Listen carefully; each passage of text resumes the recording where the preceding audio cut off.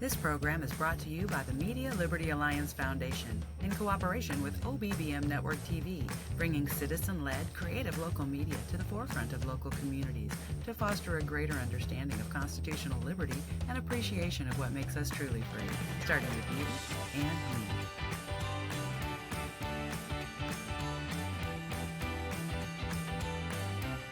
The Zach Rateliff Show is brought to you by Mortgage Financial in Texarkana, Exceed Health Clinic on Mull Drive in Texarkana, Elmwood Custom Goods, and Church on the Rock, Texarkana. That's churchontherock.org. A school board in Houston got pushback for allegedly allowing books in libraries that are pornographic. At a board meeting, a woman read a library book called A Court of Silver Flames. It was so sexually graphic, she was warned that she was violating meeting decorum and was escorted out by police. How can a book that offends adult standards of decency be allowed in school libraries? I'm Pastor John Miller. Visit me at churchontherock.org.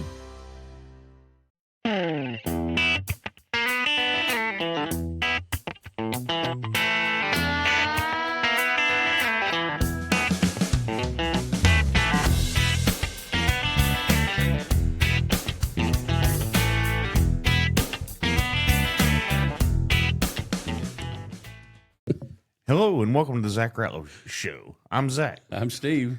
And thanks for being with us. Thanks. You know, I've said it the last few days. We're growing, Steve. The show's growing. So I just welcomed all the new people. Yeah. Hey, new people. Yeah. Hey, new people. This isn't normal.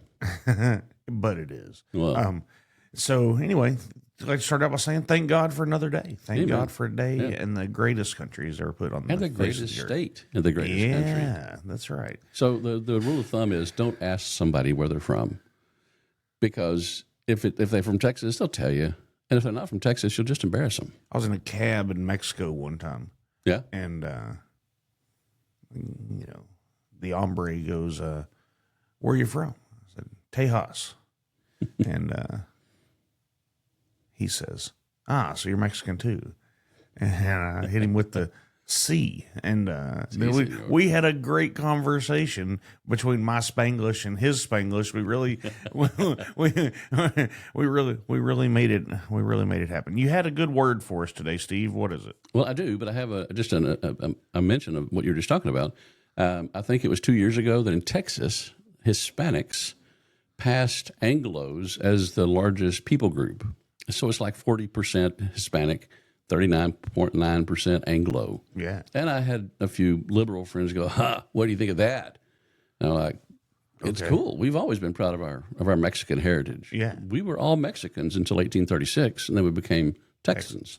You know, one of my buddies. And that's true. So the people say, don't say remember the Alamo, that's racist. How is it racist? Mexico's not a race. Right. And it was a civil war.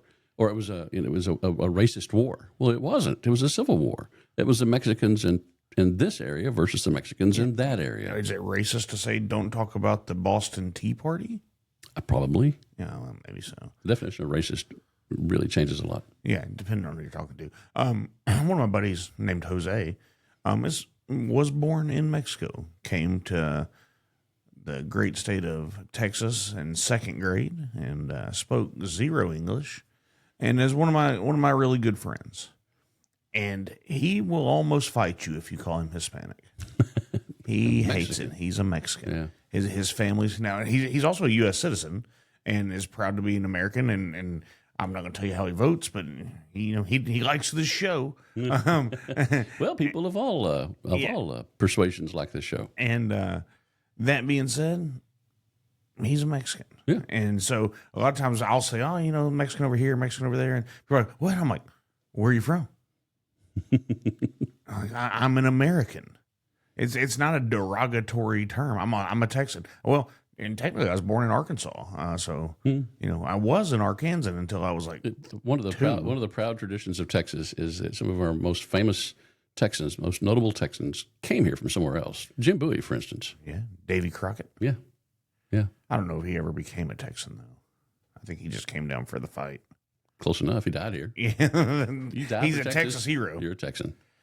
All right. Anyway, what's your word that you? The word is sonder. S-O-N-D-E-R. Sonder. Yeah. It is the realization that every person, I think it'd be the sudden or the dawning realization that every person you encounter, especially strangers, is living a life as vivid, complex, and real as your own, with their own ambitions, worries, relationships, and inner world. I think about that sometimes when I'm driving, especially in the evening. Like if I top a hill and I see a little town in front of me, and you also drive a lot for work. I do. But this is even before that. I would top a hill sometimes, and I would see this little town in front of me, and look over, and you can see, some of the lights are up higher in the air than others. It's probably a grocery store or a gas station. Sometimes you can see a steeple, other things where you kind of know what's going on just from a distance. And then that realization, like there's 1,000, 2,000, 3,000, 4,000 people that live right around here, and they're all real. Yeah, yeah. People So aren't they real. say. One of the conspiracy theories: birds aren't real. COVID was just so they could. Have you they seen put us them? all inside so they could change the batteries in the birds? Have you seen the bird drone though?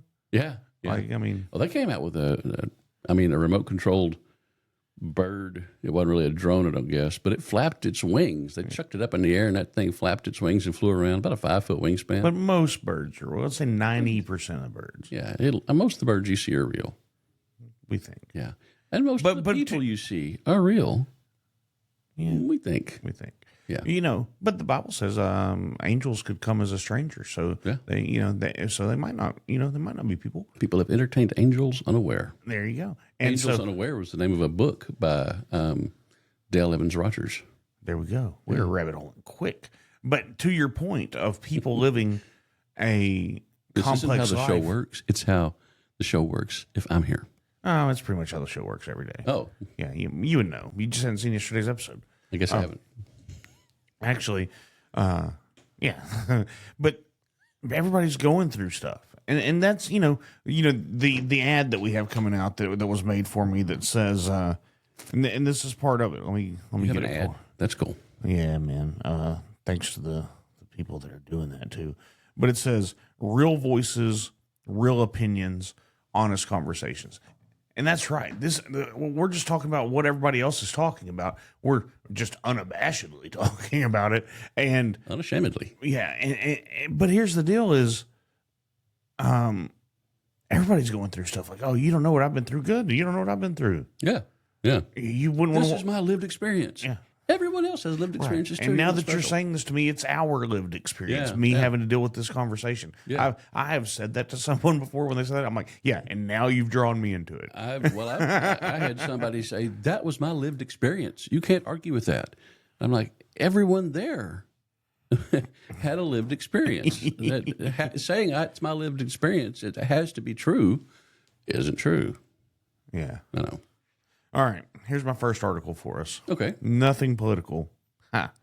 From Wall Street Apes on X.com. Target locations are beginning to charge customers a merchant fee on every item. And then, I know. And then it puts, it shows on the screen 2 cents for this item and 2 cents. That's already been happening. This is the cost of not using cash. Oh, is that what they're doing? Yeah. 2% to offset the. But most places don't want to use cash.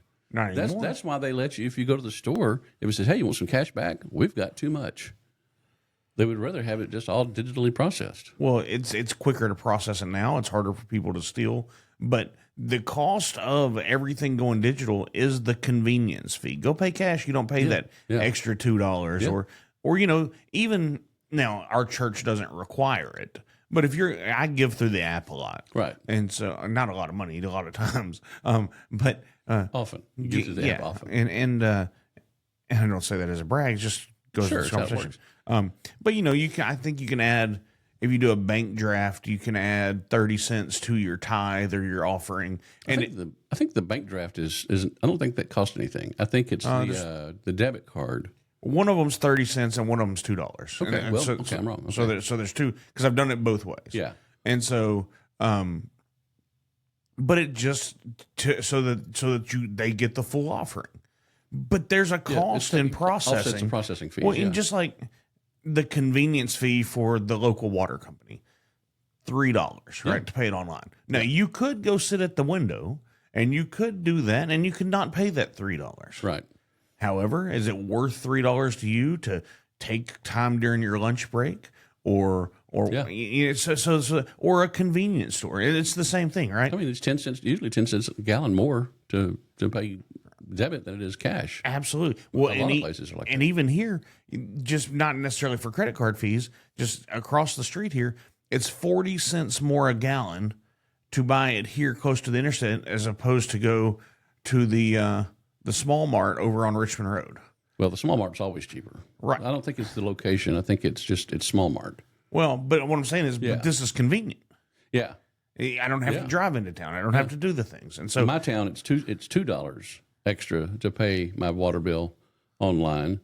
But I do it. I mean, it would probably add, I don't know, 7 or 8 minutes, one day a month to drive, to get off the highway, drive into town, talk to the people at the window. They're always really nice. yeah. Give them cash, whatever. And I mean, it cost me $2 extra to skip that. Yeah. And I've decided it's worth it. Yeah. I think it's my electric bill that charges me a surcharge if I want to use a debit card instead of a bank draft. Right. And it doesn't really matter because it's a debit card. But Yeah. I do have a cashback card that I use sometimes. But I get. But it but basically even with that gets offset. cashback comes from the fees paid by merchants. And so if you're using Yeah. a credit card at all, or debit card, or any kind of digital processing, Yeah. there's a fee involved. And so, I know a lot of it's inflation and all that, but a lot of the price increase we see is you're paying more because you're not paying cash. Yeah. Now, I'm not saying the world's ever going back to cash, because I just don't. I think Well, we should never get away from it. no. I prefer to tip people in cash, walk Yeah. out the door that day with your money, not Right. your share of it or whatever. But cash is important. It really is. Yeah. But it's going away. I mean, with the Bible as my reference. Yeah, and that's why we don't want to let it go away. Right. Because it's a method of control. So if the central bank digital currency, which is a is very what they're real working thing, our country is working on it really hard. That's why remember during COVID, they go, oh, hey, we don't have any change. Mm-hmm. There's a coin shortage. No, there's not. It didn't go anywhere. Right. They're just not. Anyway, What? they wanted everybody to use debit cards Yeah. because used they to could it. track you. What were you doing out What were you doing out on an unapproved time of day, comrade? Well, So I'm reading 1984 right now, you or really? listening to it on Audible. Yeah. To that point, to a point that stems off of that point, as we do. Have you noticed? So the Fed stopped printing pennies. yeah, But there's still a lot of them. a lot of pennies out there. Have you noticed the people trying not to give you back your 1 cent? I don't know. Maybe I So- know that a lot of places round up. Well, so It's that's like been my solution. A couple times they've 87, they'll give me 90. Yeah, a couple times they've been like, "Well, you're just going to be short a penny," and then so I say, "Well, then give me a nickel." And they're like, "What?" I'm like, "You have to give me back at least the correct amount of change." And they're like, "Are you serious?" I'm like, "Yeah." Yeah, What was it? Franklin penny earned or penny saved is a penny earned. Yeah. Like, I worked hard for that penny. I mean, it's my penny. Yeah, I truly feel I'm the guy that if they drop the change at the drive-through and it hits the concrete, I open the door and pick up the change. I don't. Oh, see, They give me more change. Oh, okay. And I guess I'll I'll go take pick that. it up later. Yeah, if they'll do that, then I take that as well. Yeah, I mean, if they go but oops, tell they you, usually they redo it. tell you what I'm not doing. Oh, don't worry about it. No, we're going to worry about it. It's So my anyway, money. Yeah, absolutely, and I work hard for it. Now, and when he I was- might not spend it the way everybody else would spend it, but I spend it how I choose to spend it. When Franklin was alive, a penny was a significant. I mean, it was basically 1% of a day's wages. Yeah, right. Back then, a laborer day. made about $1 a day. Average as of a couple of years ago, at least, in the world was $2 a day. Still, Wow, I mean, you might look that up. I mean, I think I don't it's, believe you. I'll look it up. Do we need to look it up? Are we suffering from a lack of things to talk about? No, we can move on. I was just wondering what. After you get that, we'll come back to this. The thing is, socialism Yeah. Socialism isn't really taken from the rich in the United States. No. People say it's capitalism. That's the dark side of capitalism. And it's actually indistinguishable from socialism. I have talking points. I like it. So what'd you find? It's just, oh, I was wrong. Well, don't worry about it. I've already forgotten. The average, the mean. I don't want the mean. The mean, the mode, the median, the average. Yeah, the mean. I do want the mean. $15 a day. Average person in the world? Mm-hmm. That seems high. That seems real high. I think it's closer to 2, but, Go to the grocery store and buy a banana. It's 39 cents. You can charge it. Global. And the grocery store will let you charge or let you buy a banana. Anyway. With your debit card. And it's going to cost them more than they make. Speaking of socialism, they say the Disney version of Robin Hood is the most accurate portrayal of... He had a bushy tail? Fighting communism. Oh. Right? Because he wasn't stealing from the rich. As it is said, Robin Hood's stealing from the rich. No. Stealing from the rich, giving to the poor. No. He was taking from the authorities. The abusive authority that stole all the money from the people, which happens in socialism and communism. They were heavily taxed. And giving it back. He took the money and gave it back to people. And they said, yay. Yeah. Anyway, go on with the topic. They made songs about him. Yeah. Movies. Oodalolly. Golly, what a day. Yeah.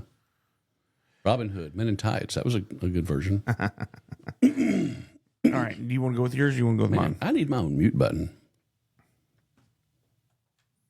Now go. There you go. Yeah.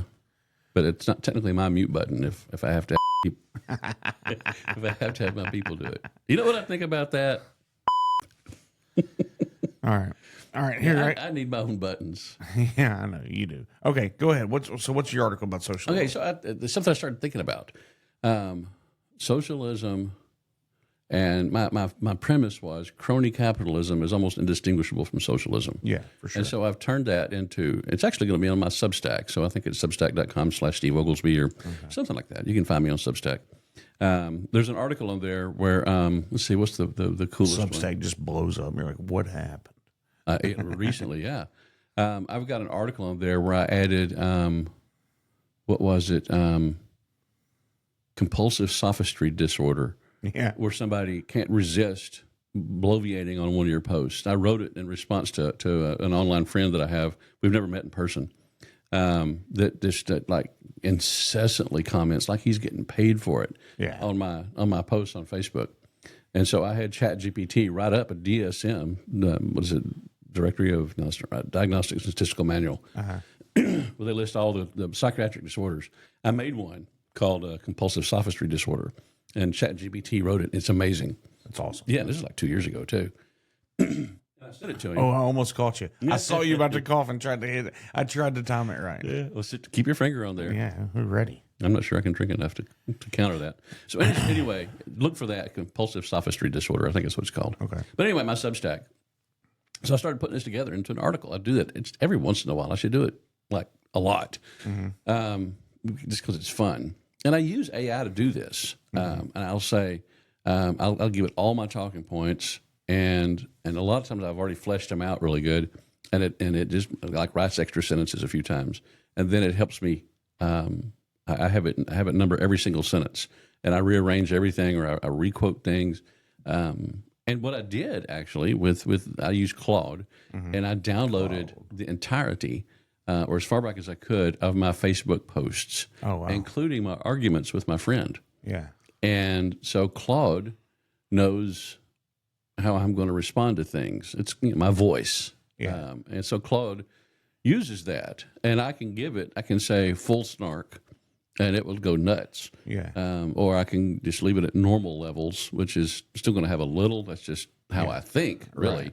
Right. It's how I try to make points, and not that I'm trying to be a mean person, a smart aleck. Right. I'm not trying to belittle people. But I do try to belittle ideas sometimes. Man, I thought you were going to say Adam. I'm like, why would you say that about Adam?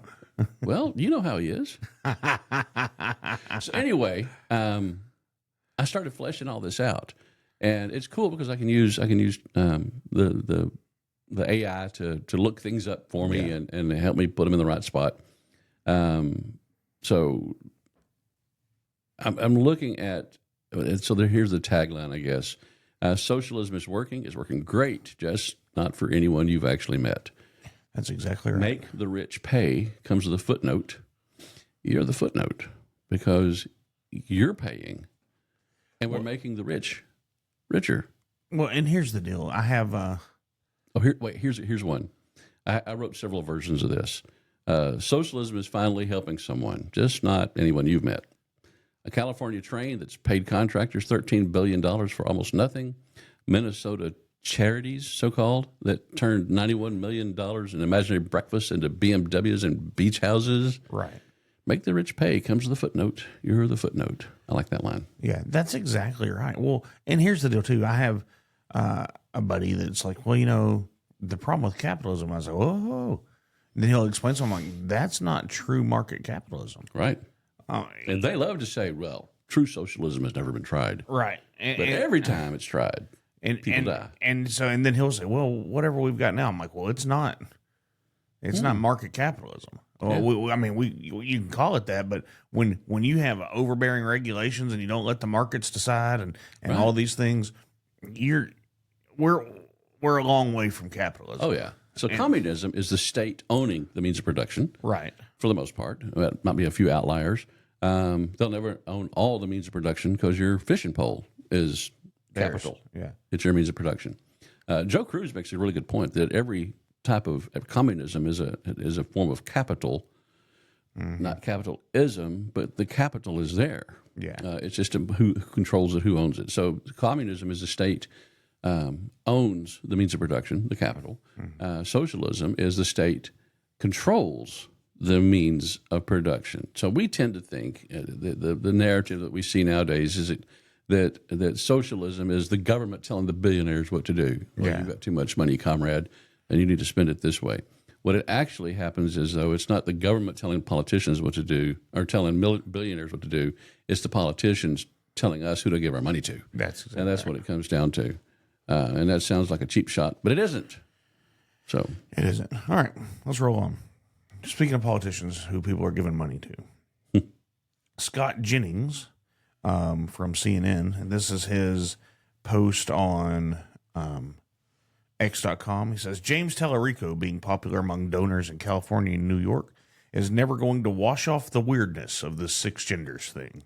He goes on to say, the meat thing or the God is non-binary thing. Good luck finding a plurality of Texans who are ready to get on board that crazy train.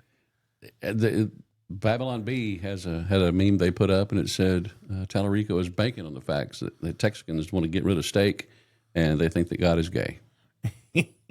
I know how I can see how some of this is going to be presented.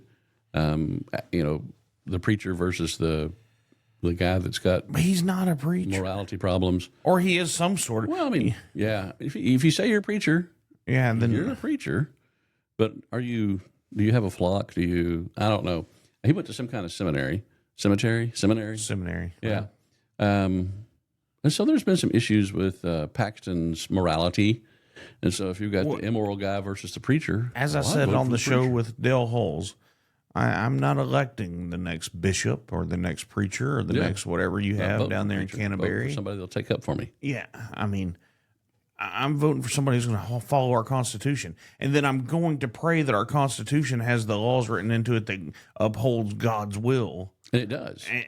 There's nothing in our Constitution that contradicts the Bible. Right. And so if we can stick to that, so that's what I'm voting for. Yeah. I spoke to a group several years ago, back when Trump was running, I think. And, sorry. No, it's fine. Should have silenced that. You got the fancy music. Do you need to take that? Nope. I said the surveys show that people, whoever the governor is, the president is, somebody's supposed to stand up for them. That's technically the role. they really prefer someone who will say damn or hell every once in a while. Yeah. And everybody around the room said, yeah, that's true. And I said, I just made that up. Mm-hmm. But how did everybody react? Everybody's like, well, I think I would like to have a, it's okay if my president says, what the hell? Yeah. Or, damn it. Yeah. No. So apparently we and this is a pretty godly group. It wasn't a church group, but a pretty godly group. And they all agreed they would rather have somebody that has a little bit of salt in their language than not if they're supposed to be taken up for them. Well, anyway, I just think Talarico, I think it's insane. It is the fact that there are people that are backing him for what, and I think a lot of them are backing him just because, well, hey, he's not a Republican. Yeah. But he had to, he had primary challengers, right? I don't think about that. I don't remember. I mean, there's people out there right now going, yeah, it would be when good. Jasmine Crockett was his challenger. Oh, that's true. Jasmine Crockett. And I think, you want to know the truth, I think Jasmine Crockett had a better chance of beating Ken Paxton than James Talarico did. I just don't think she was here. Wesley Hunt. No, is that his name? Yeah. Well, he's Republican. Yeah. Well, he made the case that it'd take away a lot of Jasmine's ammo if he was the nominee. Right. Because it's going to be, if Jasmine was the nominee, it would be framed in some circles as black versus white. The racist white man versus the honest black woman. Here's where the Democrats messed up with this whole thing. I'll break it down for you. And now, thanks. You're welcome. So, no, we have to stick to my frequently made point that the most influential voter is not your quote unquote independent. It's your middle-aged, middle to upper middle class white woman. Mm. And that has been a strong topic lately. And so, but that's my feeling. That's the most influential. It just, even, in training, in sales trainings that I've been to and that I've led and whatever, it's, you win the one, especially in sales when I was in retail and teaching people how to sell and in banking and, or if we're going to sell a house, I'm going to talk to the guy, but I'm going to focus on what the wife wants. Mm-hmm. I mean, it just, and then you can break it down into subcategories of empty nester, and then there's levels of empty nester and then so on based on, there are all these breakdowns on who you're talking to and who runs through psychologically, where they are economically. And anyway, but all in all, the middle to upper middle class, middle-aged, 35 to 65-year-old white woman is, well, maybe even like 55, but 35 to 60-year-old white woman is your issue. I think the generic phrase, middle class, middle-aged white woman. That is your, it's not an independent. That's so and so the Democrats decided Talarico, because he's soft, and because he's even keel, and because he does say extreme things, but he doesn't say them in extreme ways. Yeah. So it's more palatable to take in what he says to this desired voting class that nobody wants to talk about, but it is. So it's more palatable to bring him in. So really, truly, because Democrats are the party of racism, from the Ku Klux Klan to, that's who,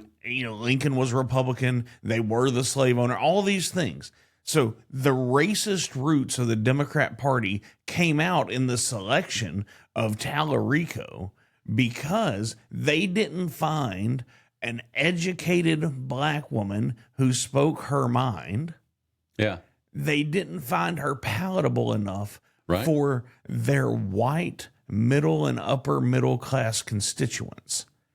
And that is why the money got switched, because she was too extreme. The Democrats said it, not the. And was the vote rigged? I mean, it was a pretty good margin, but I mean, they literally, nobody voted for Kamala to be the presidential nominee. They didn't vote for her. But I'm just telling you, in this case, the Democrats have showed themselves to still be the racist we know them to be. We're against the white man unless he's running.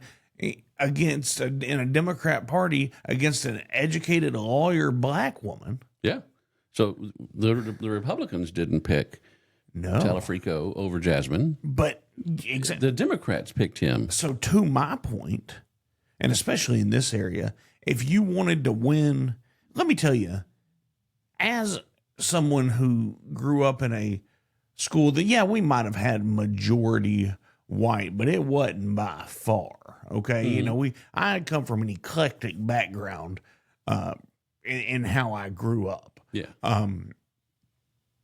The black community, as I understand it, will not support this guy.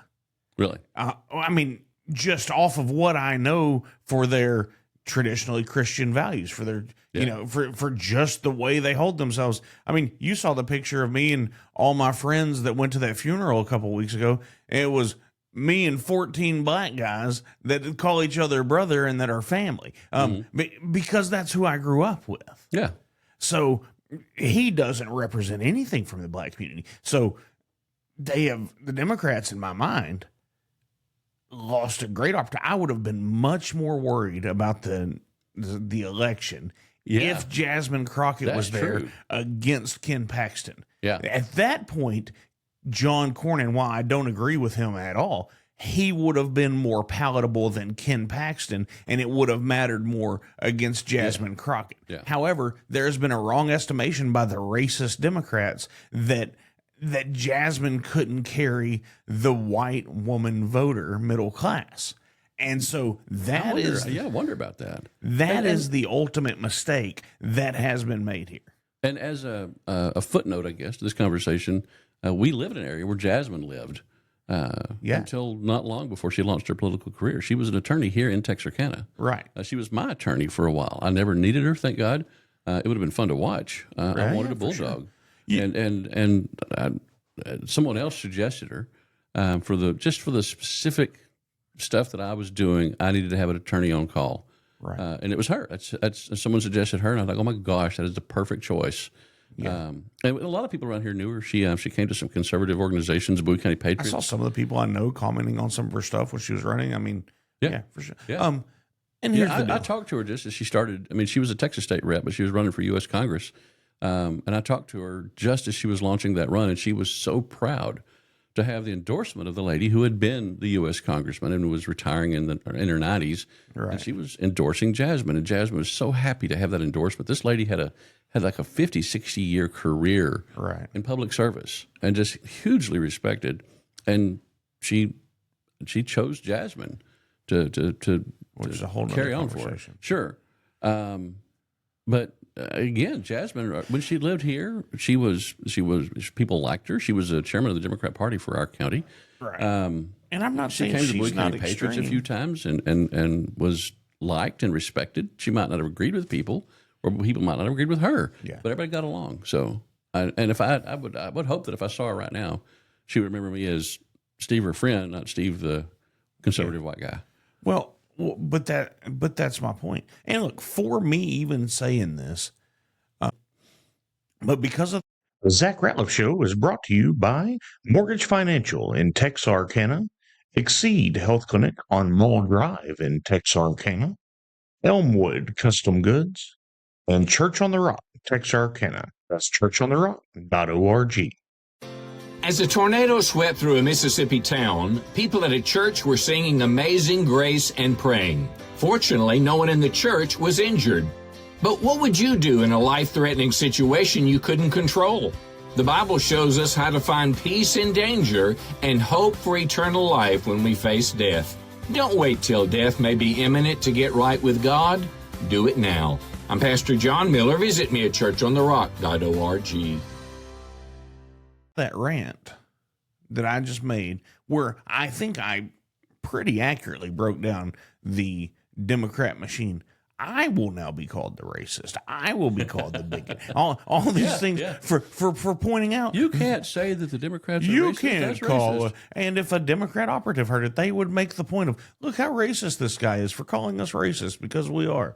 And you know, that charge of racism, that'll be in my article, because in Minnesota, 91 million, no, 91 million meals, supposed meals, I believe, if I get that right. Over 250 million dollars. They went from $3.4 million in 2019 to 200 million in 2021. There was not a 60% or a 60 times number of little kids that needed to be fed that showed up during that time. They just started spending it. It's all made up. But I think one of the auditors, I don't see it right in front of me, but literally what happened was that when they started asking questions and digging into, so wait a minute, why are we spending 60 times as much on whatever, the charities? Why are we doing that? Why did it go from a few dozen to so many, 200 charities, however many the number was? Why did we do that? And somebody goes, you know what? You know what's racist? You're racist for asking that question. And they found out. Auditors literally said, you know what? Never mind, because we might get bad press. We might get called a racist. And that's the difference in today's world. You know what? Just say it. Go ahead and call us that. I went on. I went on a show, and that was my concern, that I would be called that. I don't want to give too many details, and I wasn't. Yeah, but I very much let the host know, like, hey, man, golly, this is what I don't want to happen, because it tends to happen just in general. Yeah, and so I just don't want that to happen. And what, can I defend myself? And but it's not. I'm not going to go do something. Yeah, just because, just to be slandered. And it's become. At the Bowie County Patriots, it's been a running joke for years. Right. If someone says, I'm not sure that 2 + 2 is 5. Well, you know what? That's racist. Yeah. Oh, absolutely. Anything. And it comes up. Somebody will ask a question about something, and the response is, well, what we've learned is that that's a very racist question. And it doesn't matter what the question is. We just say that, and it's still a running joke. We haven't used it lately. Maybe we should bring it back. Well, that's because you're sexist. Well, it is. Also homophobic. So yeah, we've started mixing some of that in there just to keep people guessing. That was Rush Limbaugh's thing. Yeah. He's racist, sexist, bigot, homophobe. Yeah. So it's lost its sting. If someone says, you're racist, I'm like, whatever. So's your mom. Yeah. I love a good your mom joke. All right, let's move on. Real Robert on X.com. Now, this is a big one. What? Listen. Is he real? That sounds like somebody who's not real. That's what they would call themselves. So this is from Real Robert on X.com. Real Robert. Grammy-winning artist Praz Michael. That's not. It's just all made up. Neologisms. So that's him. That's this guy. So this guy's shaking hands. Which? Okay. He's the one that's not Obama. Yeah, he's the one that's not Obama. Is shaking hands with President Obama. He has officially reported to prison. Ask me why. Shaking hands with Obama? Oh, no. But it's a 14-year federal sentence because he was proved having helped funnel millions of dollars in illegal foreign money. Guess where? Into the Obama campaign? In 2012. So prosecutors prove Michael accepted more than $100 million from Malaysian financier Lau Tak Joe in a covert influence scheme tied to influencing U.S. elections. So this guy, this Obama lackey, just went to prison for it. The jury convicted him on 10 criminal counts, including conspiracy, money laundering, witness tampering, and acting as an unregistered agent of a foreign government. Wow, that's just like what Trump did with Russia. Oh, wait. You're right. That part was made up. Yeah, and here's the thing about the Democrats. They always make up whatever. They just call you whatever they do. You're a racist. No, they're the racist. A fundamental part of what they do as Democrats. They accuse conservatives of what they're doing. Every time. But somebody went to jail. That's interesting. That is interesting. Did you see racist, obviously. Did you see the Jeff Bezos rocket blew up yesterday? No. Yeah, big deal. Was that real? I thought it was a joke. Oh, that's CNN. Yeah. Jeff Bezos had an interview not long ago that made him sound enormously like a staunch capitalist. Like of course he is. The $200 billion I invest in this project is going to help more people than if I give $200 billion to charity. Yeah. That's how capitalism works. I think here in the Texarkana area, you can now get sometimes same day delivery on things because there's a new Amazon fulfillment center here, and it's creating jobs. It is, and that 200, I think it was 200 billion that he spent. I think that's right. I probably said 200 a lot today. I'm going to do it probably 200 more dollars, 200 times more. Yeah.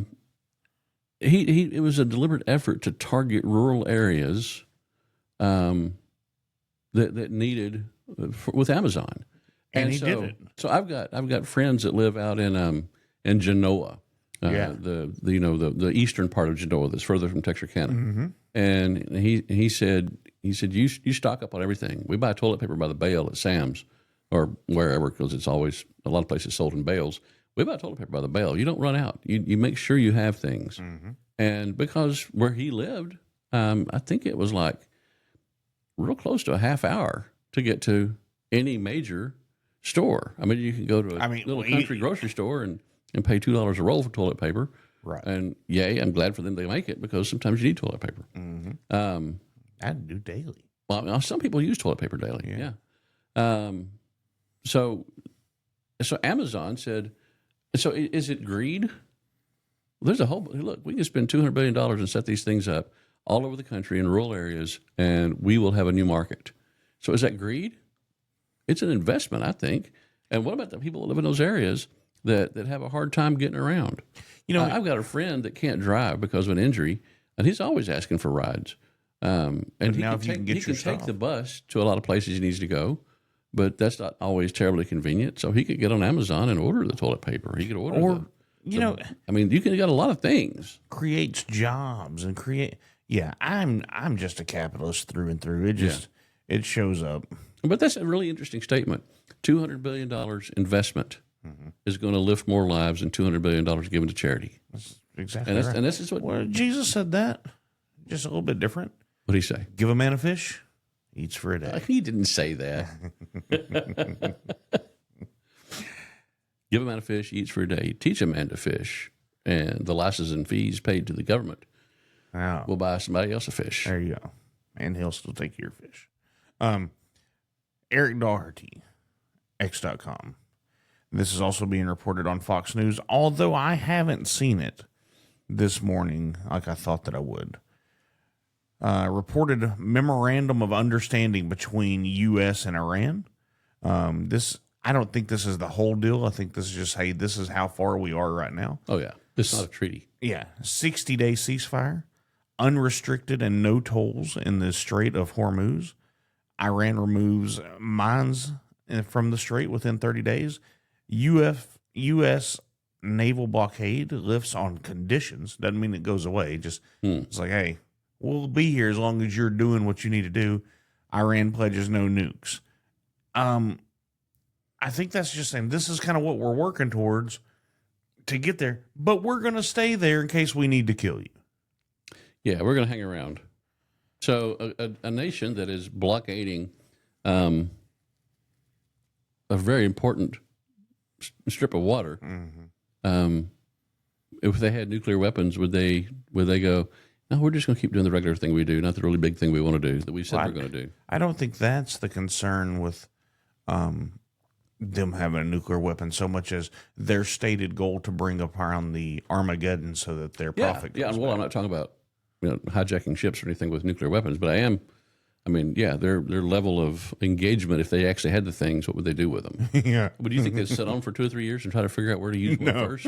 I think they'd start popping them off. Yeah. Let's test this one in, Jerusalem. Yeah. Or whatever. Or in Bethlehem, Pennsylvania. There you go. Maybe. All right.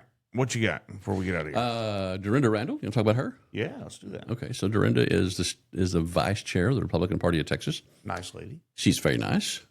She came to the Bowie County Patriots last night. She's the vice chair. She's running for chair. So you had... I've had Brooks and Brooks I've had McKenzie Abraham. On here. Yeah, he's running for state chair and vice chair for that matter. And Abraham George is the chair and running for re-election. I need to set up with Dorinda and see if we can't do like a video interview. It didn't work out where y'all could get together yesterday. Yeah. And she mentioned more than once that she wished it could. Well, if you'd reach out to her for me, let's just see if we can set up a. I'll do my best. Okay. So she came and spoke at the Weekend of Patriots last night, and it was good. One of the weird things that happened. So in the recent primary election Tuesday, I would say we got good results. I was ambivalent in the AG race, Mays Middleton versus Chip Roy. You know, I met him. Mays came here and shook hands, and no matter what you say, it always means something to me if somebody comes shake your hand. Yeah. So I was like, oh, he showed up. I'll vote for him. That's it. I mean, I saw him in person. I'm voting for him. I mean, and as I know, I get into politics and all the strategy and everything, but that's also a strategy. He showed up. Well, and he supported our friend Dale. Yeah. And I like Dale. So if you're a friend of Dale, from that perspective, you have to vote for Dorinda because she put more effort into getting here than anybody else has. Fair. I mean, she was literally in Lubbock and had to get a flight to get here on time. Side note: there are no flights from Lubbock to here. She had to call in some favors. Yeah, that's what I'm saying. Yeah. But she made it happen. Yeah. And so, I mean, that's a big deal that she said she would come here. We picked this date. I don't know, a month or more ago. I forget. It's been a while. 5 or 6 weeks at least, I think. We knew about her coming before I ever knew Abraham was coming to do the interview. Right. I know that much. Right, yeah. Or Brooks McKenzie for that matter. Because we've been trying to work on her getting here. It just didn't work out. We were in the planning stage, and so the 28th yesterday worked really well. But other things came up. So Lubbock is a much bigger area than Texarkana. Yeah. And there's people out there that wanted to talk to her, wanted to meet her, wanted to support her, whatever. And so if I remember correctly, someone said her husband drove her to Lubbock, and then she got on a flight and came here. She's from around Waxahachie. And then one of her people that was helping her with the campaign picked her up here and took her back to Waxahachie. So that is the fact that, I mean, she could have said, look, I really need to go to Lubbock instead. I'm sorry. Yeah, she could have been like, hey, I'm an 8-hour car ride away. Yeah, I don't know if it's Lubbock quite is a long drive. I don't know if it's quite quite it is. eight. It's Is it probably 8? yeah. Okay. There's no interstate, but it's we go into Abilene and top then of a hill, west. you can see 3 miles, floor it, man. Yeah. Well, you just go 20 all the way to Abilene. You can. There's multiple ways to get there. I went to Wichita Falls 4 times in 1 month, and I took a different route every time, and it took pretty much the same amount of time. That's because I drove further. For those of you not from here, that's because you can drive 85 on pretty much any road. You can. Now, I'm not saying you won't get a ticket. I'm just saying you can do it. Yeah, the roads are fine for that. And generally, if you're going 85 on the interstate, you won't get a ticket. I hope so. Yeah, you should hope so. Yeah. So far. Not that I would ever do that. So Dorinda was here. And one of the weird things that came out of that election, well, Ken Paxton beat John Cornyn, which I think, I mean, obviously, 2/3 of Texans wanted that. I think Cornyn outspent him. I'm not sure. 10-1. Is that what it was? Yeah. Yeah, okay. What, it was 100 plus million to 19 million or something. Okay. Wow. That's 5-1. But still, it's big. Well, it was like 120 or so. Okay. 6-1. Yeah. Well, maybe it's 15-1. I can't tell. It's hard to say without being racist. So, absolutely. We're happy with Smith over Fox for Court of Criminal Appeals. Yeah. Trusted sources say that he's much more conservative. What was the other one? I feel like I know that guy. What's that? I feel like I've heard him. The trusted source? Yeah. Yeah, he's been here a couple times. Yeah. To the Patriots. Not on your show. It would be cool to get him on your show. Yeah, it would be cool. Yeah. And who was the other one? We had 3. We had 4. Paxton, Middleton, Smith. Bo French. Yeah, Bo French. That was an interesting upset. The incumbent lost. But Ken Paxton was a huge favorite. Yeah. Well, he came out and endorsed. To everybody but the media. Yeah. He came out and endorsed Abraham George yesterday. Right. Who is the current state chair. And Dorinda is the vice chair. Run can be state chair. And I think when one of the very first things out of Dorinda's mouth after High was, "Did you hear that Paxton just endorsed Abraham George?" And it was a shock. I hadn't heard it. And of course, I'd been driving until I saw her. So the conversation she had so many phone calls. I got to sit down with her a little while. We talked about multiple things. Right. But she had so many phone calls and texts come in right then about people that were just so disappointed in Paxton. Some people said that they would have voted for Cornyn if they had known Paxton was going to endorse Abraham George.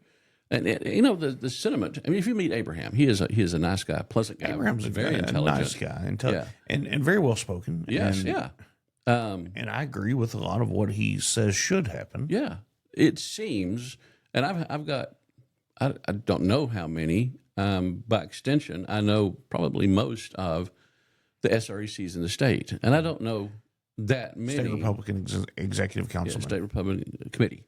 State Republican Executive Committee. There's a male and a female from each of the 31 Texas Senate districts. Yeah. That's the same thing for LEC, State Libertarian Executive Committees, our committee, and the State Democrat Executive Committee. There's only two, a man and a woman. No extra genders allowed.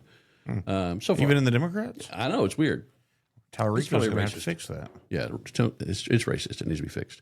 So I know a handful of SRECs, the people, the committee men, committee women. I know a handful, but they know everybody. Yeah. The rest of them. And there's one in particular that he's a good friend. We talk constantly. And he has been an SREC for long enough to know all of them. And so the general feel, and from what, and I don't think that the people that I hang out with are predominantly would find a reason to be. So when I say that the vast majority of people that I have talked to seem to favor Dorinda over Abraham, Dorinda Randall over Abraham George for the state chair, and they have many reasons for it. I like the wrench that Dr. Brooks McKenzie throws into it. I do too, and we can come back to that in a second. But I think this, just from what I heard from everybody, all these fans of Ken Paxton, they're really annoyed that he picked one of the two. He didn't have to. But almost all of them just don't think it's going to matter. They don't think anybody's going to go, well, I was for Dorinda, now I'm going to vote for Abraham. And that's a really interesting dynamic, that this guy who is preferred by Republicans 2-1, people don't really care who he picks for the state chair. Well, or he's not going to change hardly any minds. No one's going to go, I was wrong. I don't think that was his intent. It could be that he was endorsing a friend. No, I don't think that was his intent either. Yeah, but I don't think that was, certainly because his wife-ish. I'm not even worried about it. I'll tell you what I think his intent was. Yeah? This is a guy who just defeated the Republican establishment. Yeah. Who just defeated the media establishment. Yeah. And he still needs some support from some of those establishment types now that he's going into the general election. Well, so even if he suspects Abraham will lose, but that's where the establishment of the party is, and he still needs the apparatus that they control, at least for right now. Mm-hmm. And he knows that it's not going to necessarily affect the state party, the party chairman's race. The politically expedient move would be to secure your election to the best that you can, which is be able to use the party. It's all about the party apparatus. He's only the state chair for the next 2 weeks. I understand. Unless he gets reelected. It's not about Abraham George. Yeah. It's about all of those that will still be in positions that won't be changed immediately around Abraham George to solidify his party. I don't know what his history with Abraham George is. I know Dorinda used to work for him. Well, no, but that's what I'm saying. Dorinda was the campaign manager for Ken Paxton's wife, Angela, when she ran for state senate. Yeah, I don't think any of that matters because he knows Dorinda. He knows her well. Yeah, and I think it's about maintaining the state party and trying to win over some of that to help him go against Talarico. I don't know that there's going to be what if it's 7, 8, 9,000 people are coming to the state convention in a couple of weeks. I don't know that any of them are going to vote for Talarico. No, I don't know. I think it was pointless more than anything. I don't think it's going to affect. I kind of feel that way about Trump's endorsement of Paxton. I'm glad he did. Yeah, I am too. Because he's endorsed some bozos, He's man. 118 to nothing here lately. Yeah, but that doesn't mean they were the right pick. But they all won. So that was interesting that he chose to do that. Yeah, it was. But I think there's more. I think there's more to it from a political strategy side of it than, I like Abraham more. Yeah.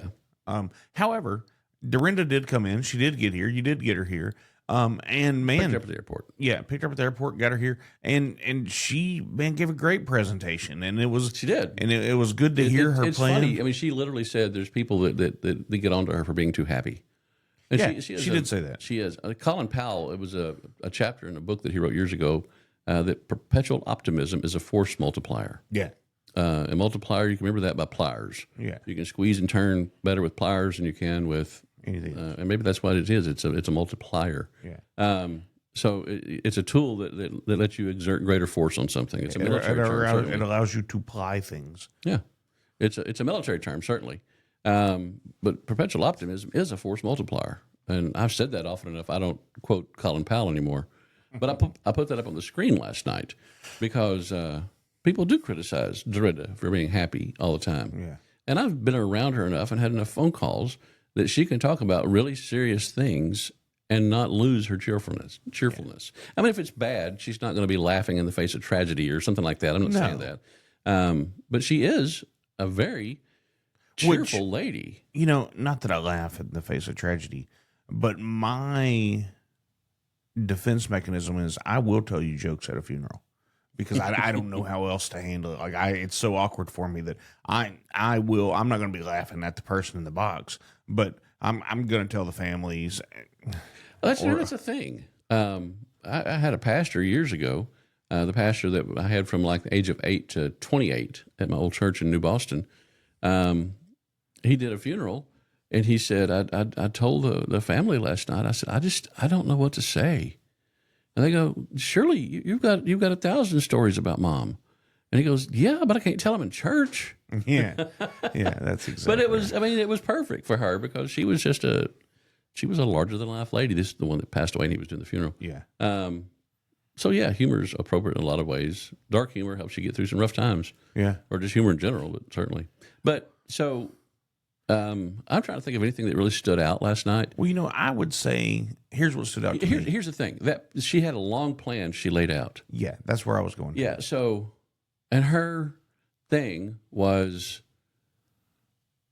they had the election 2 years ago, and she was vice chair, and I think almost everybody took a few days off, and then she presented her. I have this plan for what we could do, and if you put me in charge of it, I will handle these things, and you can do all the things that you want to do. Yeah. But I will do these things for our party. And not a single one was even discussed, let alone, so I decided not to. That it never even came up. Well, so she decided, she saw these things need to happen. These are deficits in how we do things. And like for the county chair training or precinct chair resources, things like that. It just didn't happen. And so I've had this plan for 2 years, and I've added to it. If I get elected, here's what I'm going to do. Well, and here's what I like how she put it. Here's this plan. I have it. Here are the actionable steps to put this plan into place. Mm-hmm.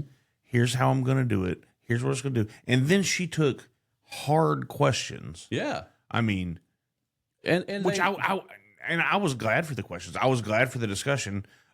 Because and she didn't back away from them. She fed into it, and it was very good for me to see her brain work and the thought process. Yes, it was. And I appreciate the people that were asking the questions because it takes some courage to ask a question that.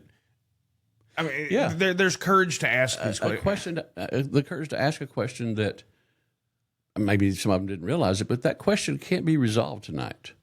But talking about where we are and where we need to be is very valid, very solid. Yeah, and and she addressed that. unflinchingly. So all that to say, we'll work on getting Dorinda Yeah. on here through video interview or anything else. All right, let's get out of here, Steve. Is that it? That's it. You sure? Yeah, I'm pretty sure. We didn't chase any rabbits at all, did we? Yeah, we chased a few. Okay. It's good, though. You got anything before we go? I can't think of anything. I don't even, you know what? I don't have any guests lined up for the Bowie County Patriots for the rest of eternity. There we go. I don't usually schedule them that far out, usually a month or so, but I don't have anybody scheduled. But we'll find somebody for next Thursday. It'll be good. BowieCountyPatriots.org. You can check that out. Oh, I've got somebody that I've got a story that you need to tell. Okay, everybody. I hope God blesses you. I hope you have a great day. Look at the camera when you talk. And anyway, hope God blesses you, and y'all have a good day. Thanks, Steve. Thanks.